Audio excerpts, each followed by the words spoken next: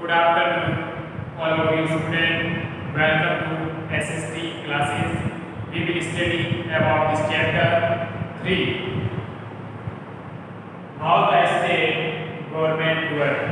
कि राज्य शासन या राज्य सरकार के कार्य करने के क्या-क्या तरीके, कैसे करता है राज्य सरकार, ये आपका चैप्टर है। तो आज के जो चैप्टर में हम प्रमुख बिंदुओं पर चर्चा करेंगे। इसमें मैंने ऑलरेडी ऑनलाइन क्लासेस में सभी स्टूडेंट को एमएलए के बारे में अच्छे से पढ़ाया है कि एमएलए क्या है। मेंबर ऑफ लेजिस्लेटिव असेंबली आप कह सकते हैं, हिंदी में लिखा है यहाँ पर कि एमएलए को हिंदी में हम विधायक कहते हैं। जो आपके क्षेत्र का एक विधानसभा क्षेत्र होता है, लेजिस्लेटिव असेंबली, जो आपका शेड्यूल है, टॉपिक है लेजिस्लेटिव असेंबली, विधानसभा कहा जाता है इसे हिंदी में। जो इसका सदस्य होता है मेंबर, तो वही है मेंबर ऑफ लेजिस्लेटिव असेंबली की विधानसभा का जो सदस्य है वही एमएलए। तो एमएलए के वर्क क्या है, किस तरीके से उसके इलेक्शन होता है, और वर्क क्या है और पावर क्या है, तीन बिंदु पर हम चर्चा करेंगे कि इन तीन बिंदुओं पर आपके इलेक्शन क्या होता है, जो निर्वाचन होता है, चुनाव, जो एमएलए का चुनाव होता है तो इलेक्शन आ गया। तो किस तरीके से होता है, इस पर हमने ऑनलाइन क्लास में आपके गूगल मीट से अच्छी तरह से बच्चों को समझाया है। लेकिन जो बच्चे इससे नहीं जुड़ पाते हैं उनके लिए वीडियो बहुत महत्वपूर्ण है। जो एमएलए का चुनाव होता है वो जनता द्वारा जो सदस्य, हर पार्टी के अलग अलग सदस्य हर पार्टी से एमएलए के चुनाव लड़ते हैं। तो जनता द्वारा उनको वोट पड़ते हैं, उनको निर्वाचित किया जाता है। तो जिसकी बहुमत होगी, जिसके ज़्यादा वोट होंगे, वो क्या बनेगा, उस क्षेत्र का एमएलए बनेगा, विधायक बनेगा। और विधायक बन के वो लेजिस्लेटिव असेंबली में जाएगा। कहाँ जाएगा, विधानसभा में जाएगा। और लेजिस्लेटिव असेंबली का क्या बनेगा, सदस्य बनेगा, मेंबर बनेगा। तो इसीलिए उसका जो सदस्य का नाम है वो एमएलए, मेंबर ऑफ लेजिस्लेटिव। ठीक है, तो मेंबर ऑफ लेजिस्लेटिव का इलेक्शन जनता द्वारा चुनाव होता है, जनता द्वारा चुना जाता है और फिर वो लेजिस्लेटिव असेंबली का सदस्य बनता है। तो इसका चुनाव तो इस तरीके से होता है, किसी भी आपके आसपास में जो भी आपका क्षेत्र है उसमें हर क्षेत्र में कोई ना कोई एमएलए होगा। तो एमएलए आप इंग्लिश में भी मेंबर ऑफ लेजिस्लेटिव असेंबली समझ सकते हैं, और हिंदी में विधायक है, जो कि विधानसभा का सदस्य होता है, विधायक। तो इस तरीके से आप कह सकते हैं कि एक एमएलए बनता है। तो एमएलए का इलेक्शन तो इस तरीके से होता है। वर्क क्या होता है, उसका जो कार्य है, तो अपने क्षेत्र में, चाहे आप बाढ़ से संबंधित, आजकल बाढ़ से संबंधित बहुत सारी दिक्कतें आती हैं, आपदा वाली दिक्कतें आती हैं, तो वो मेंबर ऑफ लेजिस्लेटिव असेंबली का बहुत बड़ा दायित्व बनता है कि अपने क्षेत्र के लिए वो अच्छे से पुलों का निर्माण करें, आपदा से प्रभावित होने वाले जनजीवन की देखभाल करें। ये एक मेंबर ऑफ लेजिस्लेटिव की रिस्पॉन्सिबिलिटी बनती है। इसीलिए जनता ने उसे लेजिस्लेटिव असेंबली के लिए चुनकर भेजा है। तो ये इनके कार्य रहते हैं।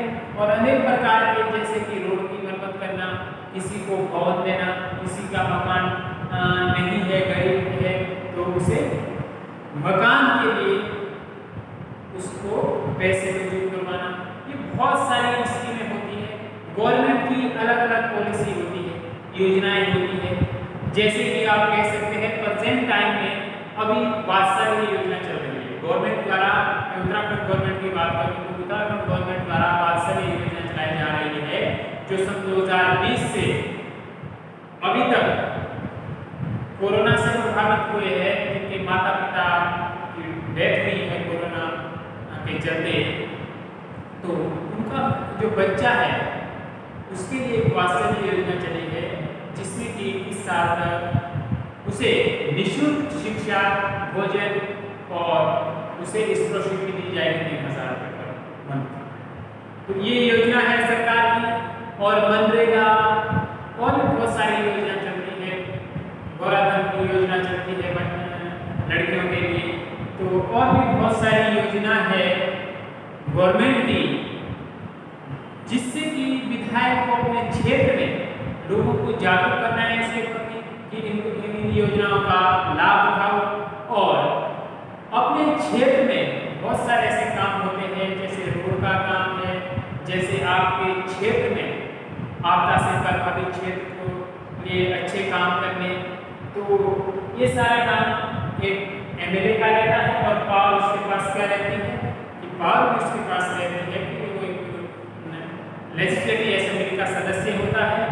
तो मैंने इसमें बताया था आपको कि गवर्नमेंट कैसे बनती है। इस चैप्टर के अंदर आपके गवर्नमेंट के बारे में भी है कि गवर्नमेंट कैसे बनती है। उदाहरण के लिए इस चैप्टर में हिमाचल प्रदेश को दर्शाया गया है कि हिमाचल प्रदेश में मेंबर ऑफ लेजिस्लेटिव की जो सदस्य की संख्या होती है, उत्तराखंड में तो 70 और हिमाचल में 68।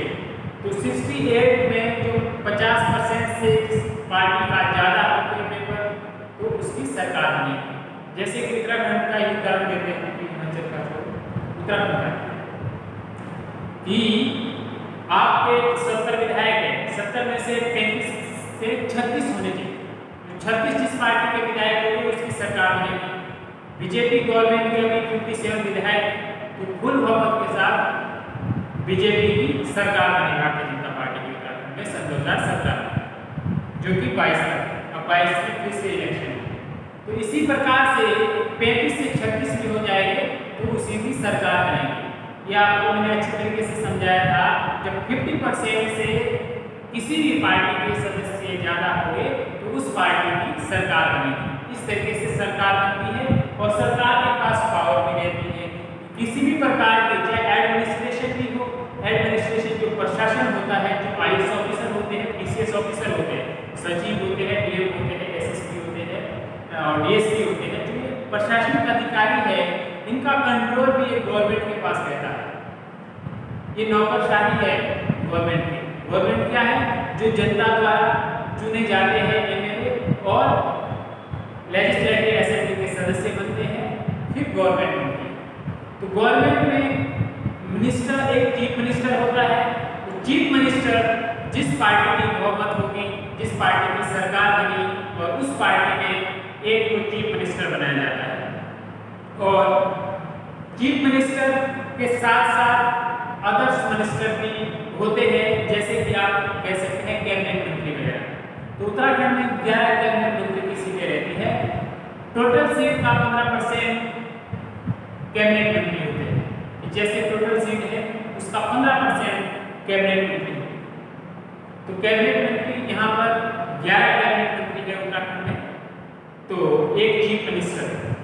बहुत सारे डिपार्टमेंट होते हैं, एजुकेशन डिपार्टमेंट हो गया, हेल्थ डिपार्टमेंट हो गया, और भी बहुत सारे डिपार्टमेंट होते हैं जो कि अलग अलग, फॉरेस्ट डिपार्टमेंट हो गया, अलग अलग तरीके से दिया जाता है।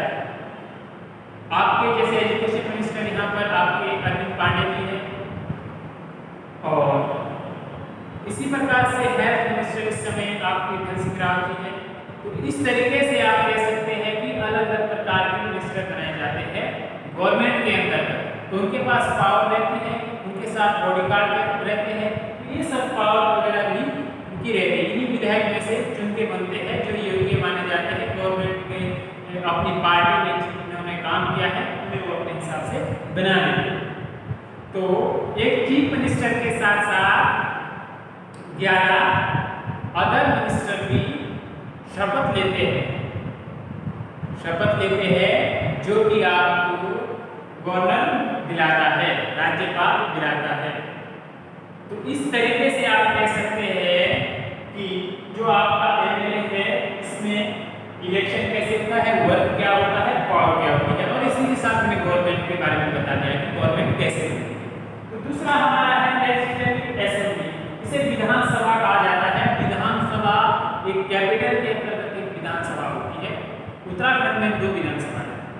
एक आपकी क्योंकि गैरसैंण को ग्रीष्मकालीन राजधानी बनाया गया है, तो आपकी गैरसैंण में भी है एक विधानसभा और एक देहरादून में। 2 विधानसभाएं होती है। विधानसभा में ही हर कैबिनेट में, हर बैठक में, हर चीज के निर्णय लिए जाते हैं और उस पर मोहर लगती है। तो इस तरीके से बहुत सारे मुद्दों पर की जो बात होती है, जो चर्चा होती है पक्ष विपक्ष की, वो किस पर होती है? आपके लेजिस्लेटिव असेंबली में होती है। तो उसमें पक्ष विपक्ष के सभी प्रकार के जो एमएलए हैं वो अपनी बात रखने के लिए उनको टाइम दिया जाता है और बात रखते हैं। वहाँ पर विधानसभा अध्यक्ष उसे लीड करता है। जो विधानसभा अध्यक्ष होता है वो लीड करता है आपको लेजिस्लेटिव असेंबली को। आप ये सब चीज समझना होगा आपको कि गवर्नमेंट कैसे बनती है, लेजिस्लेटिव असेंबली क्या चीज है, एमएलए क्या होते हैं, तो कैसे प्रतिनिधित्व करते हैं, कैसे चुनके जाते हैं, ये सब चीजें आपको नॉलेज होनी चाहिए। तो उसके बाद जो कार्य होते हैं आपके, जो गवर्नमेंट कहते हैं वर्किंग ऑफ द गवर्नमेंट, शासन की कार्यप्रणाली। आपको दिख रहा होगा लास्ट का जो टॉपिक है शासन की कार्यप्रणाली। इस चैप्टर में बहुत सारी चीजें बताई गई है। एक पाटलिपुत्रम एक गांव है, उसके बारे में बताया गया है और डिटेल से इस किताब में बताया गया है जो हमने पढ़ा ऑनलाइन क्लास में। तो उसमें काफ़ी चीज़ों के बारे में बताया गया है कि वहाँ की जो स्वास्थ्य से संबंधित समस्या है और स्वच्छता से संबंधित समस्या है। हेल्थ मिनिस्टर खुद एक बार पाटलिपुत्रम गाँव गए तो वहाँ के हाल चाल पूछे। वहाँ पर एक इंसान की डेथ भी हुई थी। किससे हुई थी? पानी वहाँ का खराब था, अच्छा पानी नहीं, बहुत गंदा पानी वहाँ आता था, गाँव में जमा रहता था, टंकी वगैरह कोई साफ नहीं होते थे, इतना गंदा पानी आता था कि हैजा मलेरिया बुलाए वहाँ पर जमा हुए मच्छर वगैरह, इतनी गंदगी थी उस गांव में। तो उस गांव का उदाहरण दिया गया है कि वहाँ के लोग कितने परेशान हैं। तो ये गवर्नमेंट का दायित्व बनता है, नगर पालिका नगर परिषद बना सकते हैं अपने क्षेत्र को, और विधायक का इतना दायित्व बनता है कि अच्छे से टंकी की सफाई के लिए कार्रवाई की जाए और वहाँ के ये पानी की व्यवस्था की जाए। ये सब दायित्व बनता है एक एमएलए का अपने क्षेत्र में। तो इस तरीके से बहुत सारी समस्या इसमें इस चैप्टर के अंतर्गत हमने देखने को मिली। तो जो एक साफ सफाई का मामला सबसे ज़्यादा इसमें चल रहा है, हेल्थ मिनिस्टर के बारे में सबसे ज़्यादा चर्चा चल रही थी कि किस तरीके से स्वास्थ्य मंत्री अपने क्षेत्र के लिए, स्वास्थ्य मंत्री तो पूरे उत्तराखंड का होगा ना, एक क्षेत्र का तो सिर्फ एमएलए होगा, तो उसको पूरे स्टेट के लिए कार्य करना होगा। वही चैप्टर है आपका कि एक स्टेट राज्य शासन कैसे कार्य करता है, ये हमने चैप्टर का नाम है। वही सब चीजें है कि एक स्वास्थ्य मंत्री एक साफ सफाई और उस पर ध्यान देंगे तो हमारा स्वास्थ्य ऑलरेडी ठीक रहेगा, मतलब बहुत कम बीमार होगा। तो इस तरीके से हमें अपने आसपास साफ सफाई रखनी चाहिए जिससे कि हमें अपनी हेल्थ को कोई नुकसान ना हो, हमें बीमारी ना हो। तो इसलिए आप इस चैप्टर से ये सीखिए कि गवर्नमेंट और एडमिनिस्ट्रेशन जो प्रशासन होता है उसमें क्या डिफरेंस होता है। जो गवर्नमेंट होती है वो निर्देशित करती है प्रशासन को, जिसे एडमिनिस्ट्रेशन कहा जाता है इंग्लिश में। एडमिनिस्ट्रेशन के अंतर्गत सारे आईएएस पीसीएस ऑफिसर आते हैं, उनको निर्देशित करती है उनको काम करने के लिए कौन सी योजना पर उन्हें काम करना है, और तो गवर्नमेंट का ये काम रहता है। हर गवर्नमेंट 5 साल के लिए चुनी जाती है, 5 ईयर रहती है। 5 ईयर के बाद इलेक्शन होते हैं और फिर उसके बाद जिस पार्टी की बहुमत होगी उसकी गवर्नमेंट बनेगी। तो गवर्नमेंट का ये प्रोसीजर है, ये आपने अच्छे से याद रखना है और समझना है इस चीज़ को। और तो हमने सभी कवर कर रखा है, और अपना होमवर्क वगैरह अच्छे से करो, और जिससे कि आप आने वाले एग्जाम में अच्छे से अच्छे परफॉर्मेंस कर सकें। Thank you class.